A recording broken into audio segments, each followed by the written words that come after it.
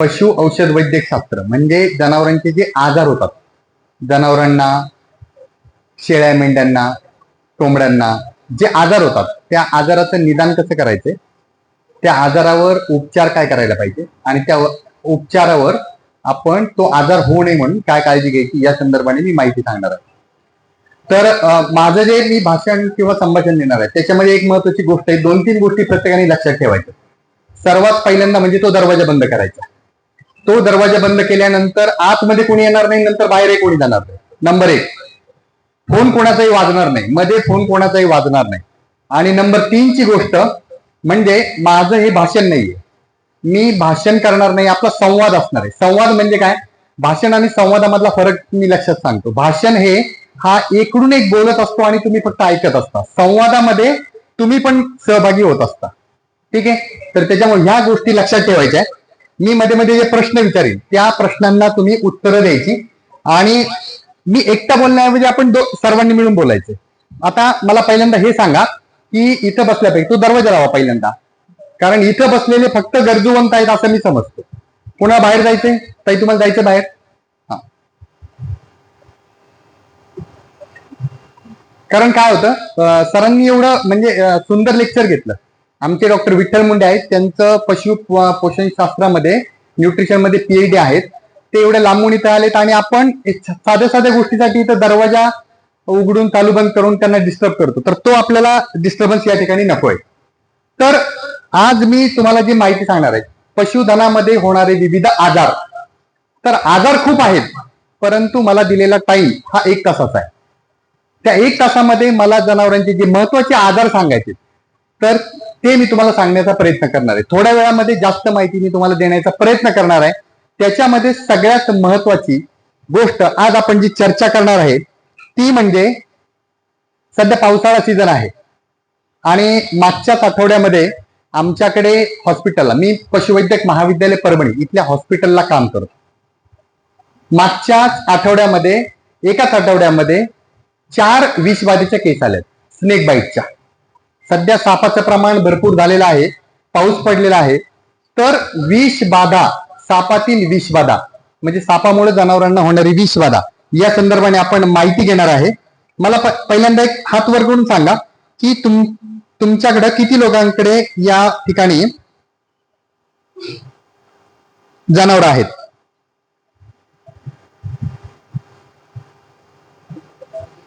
खूप छान दिसतंय.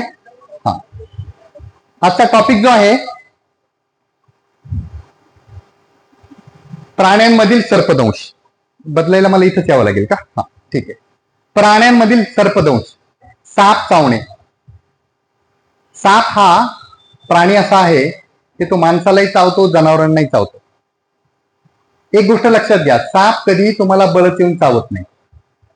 साप कधीही तुम्हाला बळच येऊन चावत नाही. साप चावण्यासाठी त्याला काहीतरी कारण असावं लागतं, तरच त्यावेळेला साप तुम्हाला चावू शकतो. आता सापाचं जे आहे, ही सापाची जबड्याची रचना आहे. काका तो दरवाजा लावून घ्या. आता तिथे कोणीतरी थांबा जरा प्लीज. ही सापाच्या जबड्याची रचना आहे, सापाच्या जबड्याची रचना. तर आता हे इंग्लिश मध्ये आहे, परंतु तुम्हाला थोड्या वेळा मी परत अजून एकदा सांगतो की या टॉंग असं म्हणतात की साधारणतः जिभेच्या खाली हा एक अवयव आहे आणि त्याच्या मार्फतच साप हा दंश करत असतो. आता सापाची जर माहिती पाहिली तर सापाच्या दातांच्या 6 ओळी असतात. त्याला वर जबडा 4 आणि खाली 2 अशा दातांच्या ओळी असतात. डोळ्याला पापण्या नसतात, सापाच्या डोळ्याला पापण्या नसतात. कानाचा बाह्य भाग नसतो, अंतर्कर्ण नसतो आणि ज्यावेळेस सापाला काही त्याचं खायचं असतं तर तो त्याच्या तोंडाच्या आकारापेक्षा 10 पट आकार हा मोठा करू शकतो. आणि भक्ष्य टिपण्यासाठी त्याला एखादं ज्यावेळेस सावज पकडायचे त्यावेळेस त्याला जीभ असणं गरजेचं आहे. मणक्याच्या संदर्भात जर विचार केला तर सापाला एकूण 200 पेक्षा अधिक मणके असतात आणि त्या प्रत्येक फासळीला आपण रीब असं म्हणतो.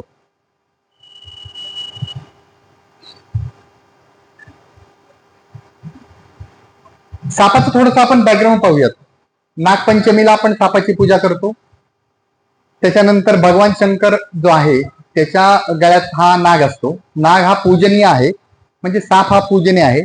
आणि सर्वात महत्वाची गोष्ट म्हणजे सापाला शेतकऱ्याचं मित्र म्हणतात. बरोबर आहे. त्याच्यामुळे सापाला मारू नका. तुमच्या धान्याची नासाडी करणारा सर्वात अवघड जो प्राणी आहे तो म्हणजे उंदीर. त्या उंदरावर जर कंट्रोल तुम्हाला ठेवायचंय तर त्या ठिकाणी तुम्हाला साप असणं अतिशय महत्वाचं आहे. सापावर कंट्रोल ठेवण्यापेक्षा उंदरांवर कंट्रोल ठेवा. तुमच्या शेतीचं बऱ्यापैकी या ठिकाणी नुकसान टाळता येईल. भारतामध्ये आढळणारे महत्वाचे साप. साप हा प्रत्येक साप हा विषारी नसतो. 4च महत्वाचे विषारी साप आहेत. तर एकेका सापाची आपण माहिती पाहूयात. आणि हे जे आहेत ते बिनविषारी साप आहेत. ज्याला वाला म्हणतो, नंतर मांडूळ म्हणतो, किंवा हा दुतोंड्यात किंवा अजगर. अजगर हा कसा आहे? अजगर कसा आहे, विषारी का बिनविषारी? हा, अजगर हा बिनविषारी आहे. अजगर चावल्यानंतर माणूस चावल्यामुळं मरत नाही.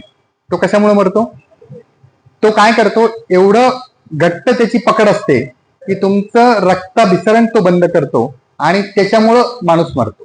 साप चावल्यामुळं किंवा अजगर चावल्यामुळं माणूस मरत नाही, लक्षात घ्या. धामण किंवा याला धूळ नागिन असंही म्हणतो आपण.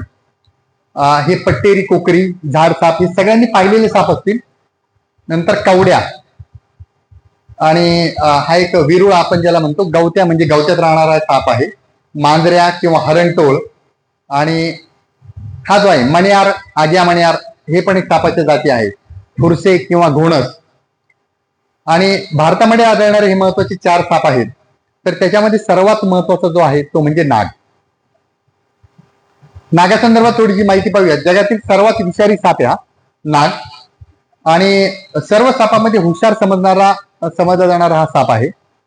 याचा रंग हा ऑलिव्ह पिवळा किंवा तपकिरी असतो. आणि साप 2 प्रकारे माणसाला मारू शकतो किंवा जनावराला मारू शकतो. नंबर 1, तो तुमच्या मज्जासंस्थेवर किंवा ब्रेनवर परिणाम करतो. म्हणजे त्याच्यामध्ये चक्रा येणं, तुम्हाला घरघर येणं, त्याच्यानंतर चालता चालता तुमचा तोल बिघडणं, याला म्हणतात मज्जारज्जीवर. म्हणजे आपली जी ब्रेनची संस्था आहे त्याच्यावर तो काबू मिळवतो. दुसरा म्हणजे आपल्या रक्तावर परिणाम करतो. तुम्हाला माहित आहे, निसर्गाने एक आपल्याला योजना दिलेली.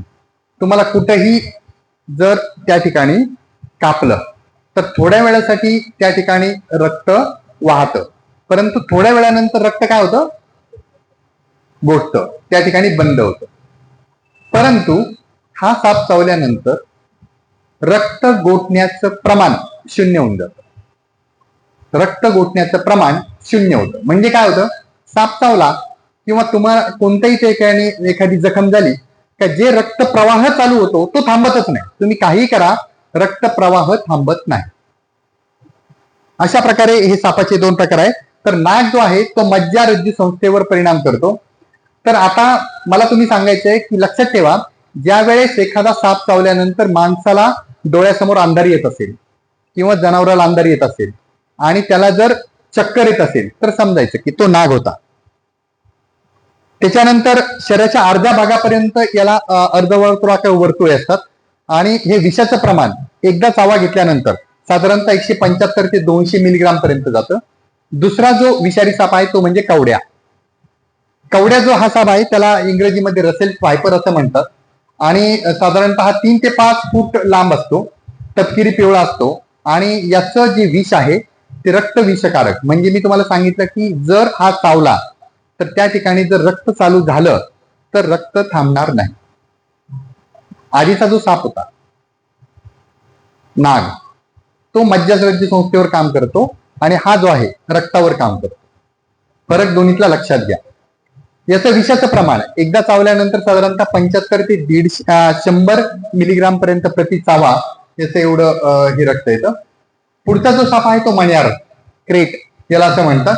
हा काळ्या रंगाचा साप आहे आणि आडवे त्याच्यावर पांढरे अरुंद पट्टी असतात.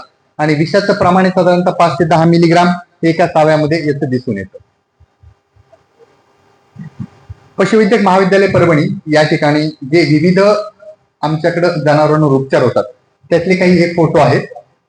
तर त्याच्यामध्ये सर्पदंशाच्या जी जागा आहेत त्या कुठं असतात? साधारणतः साप कुठे चावतो? कुठे चावतो?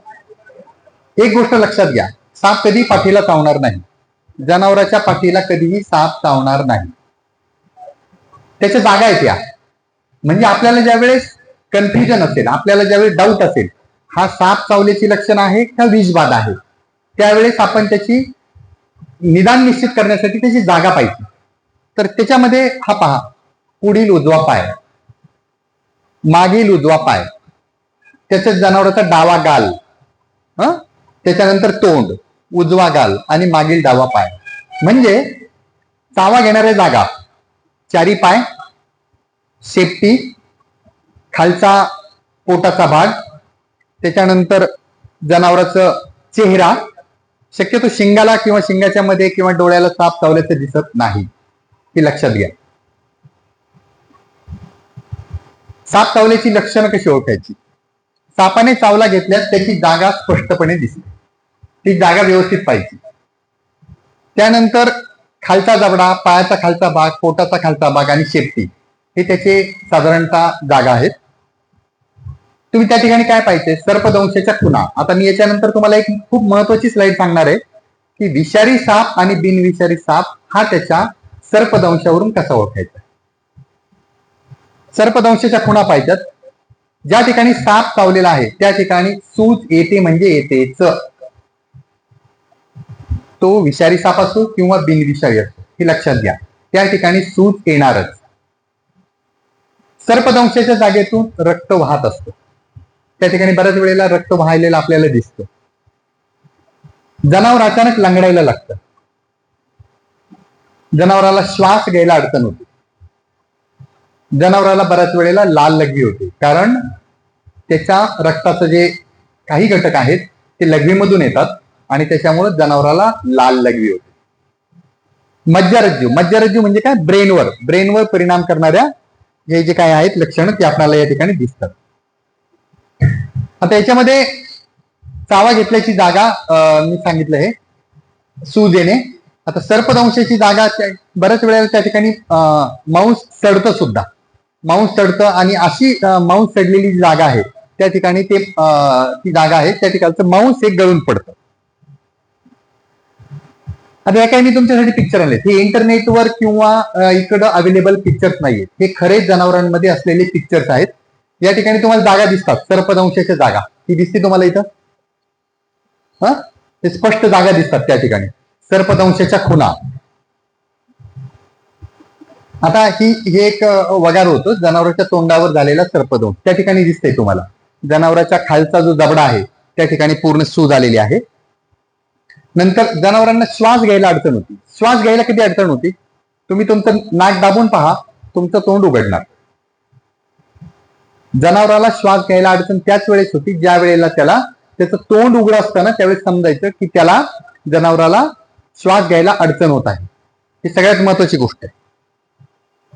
जनावरांच्या डोळ्याच्या आतमध्ये छोटे छोटे रक्ताचे ठिपके दिसतात. हे जनावरांचे डोळे असतात, आपले पण डोळे आपण पाहू शकतो, त्याच्यामध्ये जो एक पांढरा एक गोल भाग असतो आणि तो जर जनावराचा पाहिला तर त्या ठिकाणी लाल ठिपके तुम्हाला दिसतात.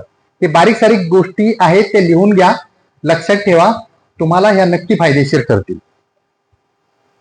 जनावरांच्या शेणामध्ये बऱ्याच वेळेला लालसरपणा येतो, बऱ्याच वेळेला आपल्याला दिसतं की त्या ठिकाणी लाल रंग झालेला दिसतो. पायाला आलेली सूज पहा, स्पष्ट दिसते. कोणत्या पायाला साप चावलाय? दिसतोय ना स्पष्ट, उजव्या पायाला साप चावलेला दिसतोय त्या ठिकाणी. नाकावर असणारी सर्पदंशाची जागा हॉस्पिटलमध्ये आली, हे एक केस आहे. हा बैल दिसतोय आणि तो शेतकरी एवढा हुशार होता की तो साप मारल्यानंतर तो हॉस्पिटलमध्ये याच्यासाठी घेऊन आला की हा विषारी साप आहे की बिनविषारी आहे. हे जर आम्हाला समजलं तर उपचार करायला आम्हाला सोपं होतं. याच्यामध्ये चूक एकच झाली की त्यांनी तो साप या ठिकाणी मारला, साप मारला. तसं जिवंत साप आणणे अवघड असतं, परंतु त्याचा फोटो वगैरे जरी घेतला आम्हाला तरी तो खूप फायदेशीर ठरू शकतो. तर ही एक केस आमच्या हॉस्पिटलमध्ये आली होती आणि त्याच्यावर आम्ही उपचार केला. मी आता एक मागाशी लक्षण सांगितलं की जनावराच्या नाकातून किंवा ज्या ठिकाणी सर्पदंश झालेला आहे त्या ठिकाणातून रक्त येतं. ते रक्त स्पष्ट दिसतंय तुम्हाला या ठिकाणी. आता निदान कसं करायचं? सर्वात महत्वाची गोष्ट म्हणजे सापांचा काही काही परिसर असतात, एक फेमस एरिया असतात. हा एक वाडी आहे किंवा एखादा एरिया आहे, त्या ठिकाणी सापांचं खूप प्रमाण असतं. तिथे एखाद्या जनावराला जर अशी लक्षणं दिसली तर त्या म्हणजे तो परिसर सापांसाठी फेमस असतो. त्याच्यामुळे तो परिसराचा आपण या ठिकाणी भाग लक्षात घ्यायचा. जनावरांमध्ये अचानक दिसणारी बेचैनी, जनावर डोकं हलवायला लागतं किंवा पाय झटकायला लागतं, उड्या मारतं, घाबरून सैरभैर पळतं आणि जनावराचा हंबरण्याचा आवाज येतो. ज्या ठिकाणी उष्ण आणि दमट हवामान असतं, साधारणतः आपला मराठवाडा हा उष्ण आणि दमट भागात येणारा एरिया आहे. त्याच्यामुळे या ठिकाणी आपल्याला बऱ्याच वेळेला साप चावल्याचं दिसून येतं आणि घनदाट झुडपे किंवा जंगल किंवा कुरणे याच्यामध्ये आपल्याला साप चावल्याचं दिसून येतं. आता या ठिकाणी दिसतं की तुम्हाला जनावरांच्या लघवी संदर्भात मी सांगितलं होतं तुम्हाला. जनावरांची लघवी लाल आहे का पांढरी आहे हे तपासण्यासाठी तुम्ही मगात वगैरे त्याची लघवी घ्यायची नाही. त्याच्यासाठी आपल्याकडे एक काचेचा जर ग्लास असेल तर तो वापरायचा. जनावरांची लघवी घेताना तुम्ही कशात पण घ्या, परंतु ती लघवी एका काचेच्या ग्लासमध्ये टाका आणि त्याच्यातून त्याचा स्पष्ट रंग दिसतो आपल्याला. आमच्याकडे प्रयोगशाळेमध्ये टेस्ट ट्यूब असतात, ती जनावरांची लघवी आहे. उपचारापूर्वी म्हणजे त्यावेळेस आलं त्याच्या लघवीमध्ये पूर्ण रक्त होतं आणि त्याच्यावर उपचार केल्यानंतर त्याची लघवी तुम्हाला उजव्या साईडला दिसते, त्याचा पूर्ण लाल रंग या ठिकाणी निघून गेलेला आहे. त्याच्यानंतर जनावरांचं रक्त आपण तपासायला द्यायचंय. हा आपला भाग नाहीये, हा डॉक्टरचा भाग आहे, तो या ठिकाणी आपण पाहू शकतो. नंतर त्याच्यामध्ये पोस्टमॉर्टम एक्झामिनेशन केल्यानंतर आपल्याला काय काय दिसतं की जनावराला या ठिकाणी पूर्ण सूज आलेली आहे. तू मगाच जे जनावर होतं उजव्या पायाला जी सूज आली होती, त्याच्यानंतर ते दुर्दैवाने उशीर आणल्यामुळे ते हॉस्पिटलमध्ये नेलं. परंतु पोस्टमॉर्टम मध्ये पहा त्याचा किती मोठ्या प्रमाणामध्ये मी तुम्हाला सांगितलं होतं की दोन प्रकारे त्याच्या सापाचा परिणाम होतो. तो एक म्हणजे मज्जारज्जूवर आणि दुसरा म्हणजे त्याच्या रक्तावर परिणाम करतो. तर रक्त न गोठल्यामुळं हे त्याच्या तुम्ही या ठिकाणी पाहू शकता की कसं पूर्ण लाल, त्याला आम्ही शास्त्रीय भाषेमध्ये हिमोरेज असं म्हणतो, तर लालसरपणा दिसतो. आणि हे जे जनावर आहे तर त्याला सूज आलेली आपल्याला ठिकाणी स्पष्ट दिसते. आणि जनावरांचे जे महत्वाचे अवयव आहेत जसं की स्प्लीन आहे,